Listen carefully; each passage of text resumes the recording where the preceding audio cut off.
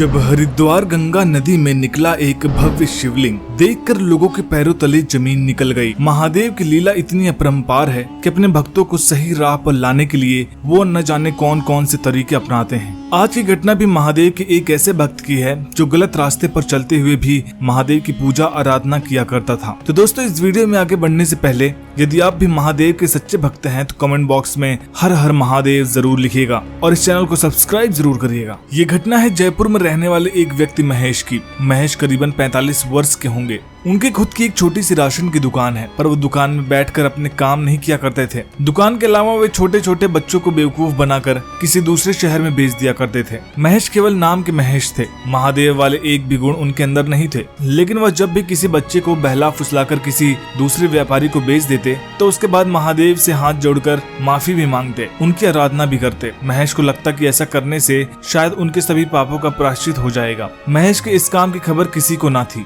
ना ही उनके घर वालों को और ना ही दुकान के कर्मचारियों को। महेश का एक खास दोस्त था, उसे महेश की हर एक काम का, हर एक चीज का पता होता था। उसने कई बार महेश को समझाने की कोशिश की कि इन कामों में अपना दिमाग न लगाया करे, इससे बेहतर है कि कोई दूसरे अच्छे काम करे। लेकिन महेश को पैसों की इतनी लालच थी कि वह इस काम को छोड़ ही नहीं पा रहा था। महेश के इन कामों के कारण धीरे धीरे वह समृद्ध होने के बजाय गरीबी की तरफ मुड़ने लगा। देखते ही देखते महेश का परिवार बिखरने लगा, उसके बच्चे उससे ही दूर होने लगे, उसकी पत्नी अक्सर बीमार पड़ने लगी और महेश दरिद्रता की अवस्था में आ गया। जब महेश के दोस्त ने उसको इस हाल में देखा तो उसने महेश को कहा कि हो ना हो या तुम्हारे उन्हीं कर्मों का फल है, जिसके बारे में कोई जानता तो नहीं है लेकिन महादेव वह सब देखते हैं। महेश अपने दोस्त की बात सुनकर रोने लगा और साथ ही महादेव से माफी मांगने लगा। लेकिन अब तो काफी देर हो चुकी थी। इतना कुछ होने के बाद भी जब भी महेश को किसी बच्चे को बेचने का काम मिलता तो वह चंद पैसों के लिए ही सही पर करने को तैयार हो जाता। अब यह काम महेश के लिए एक मजबूरी बन गई थी और जरूरत भी। महेश के दोस्त ने उसे सलाह दी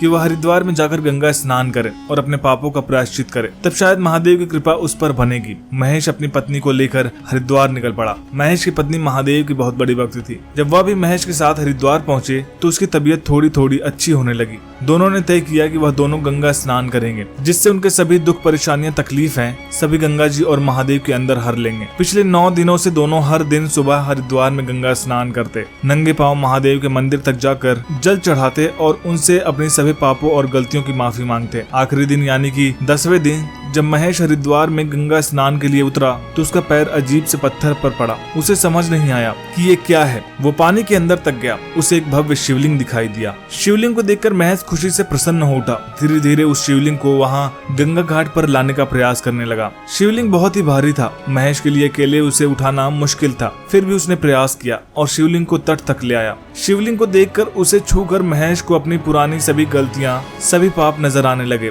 वहाँ उसने घुटनों के बल बैठकर शिवलिंग पर अपना माथा टेक कर महादेव से माफी मांगने लगा। उसने अपने सभी गुनाहों को कबूल किया और साथ ही वादा किया कि आज के बाद वह कभी भी ऐसे काम नहीं करेगा। उसके इस प्रकार गलती स्वीकार करने से उसकी पत्नी को भी उसकी सभी सच्चाई को पता चल गया। महेश की पत्नी ने महेश से कहा कि यदि सच में अपने पापों का प्रायश्चित करना है तो शिवलिंग के लिए यहीं पास में हमें एक मंदिर बनवाना चाहिए, जिसमें हम महादेव को स्थापित करेंगे। महेश को अपनी पत्नी की बातें सटीक लगी और तय अनुसार उन्होंने शिवलिंग के लिए एक मंदिर की स्थापना करवाई और शिवलिंग को पूरी विधि विधान से उस मंदिर में स्थापित किया। कहा जाता है कि उसके बाद महेश ने कभी भी कोई गलत काम नहीं किया और सही मार्गदर्शन पर चलकर महादेव की भक्ति कर उसके जीवन में जो कुछ भी मिला उससे संतुष्ट होकर और खुश होकर उसे अपनाया। कहा जाता है कि वह शिवलिंग कोई आम शिवलिंग नहीं था। वहाँ जब भी कोई अपनी गलतियों को स्वीकार कर शिवलिंग में सच्चे मन से जल डालता है तो महादेव उसे माफ कर उसे सही राह पर ले आते हैं। महादेव को यूं ही परमपिता परमेश्वर नहीं कहा जाता है। परमपिता का अर्थ ही वह होता है कि वह पिता जो सबसे ऊपर है, सबसे उत्कृष्ट है और इसमें कोई दो राय नहीं है कि महादेव हम सब के पिता हैं, जो अपने बच्चों की हर गलती को माफ कर उसे सही मार्गदर्शन देते हैं। ये वीडियो कैसी लगी हमें कमेंट बॉक्स में जरूर बताइएगा।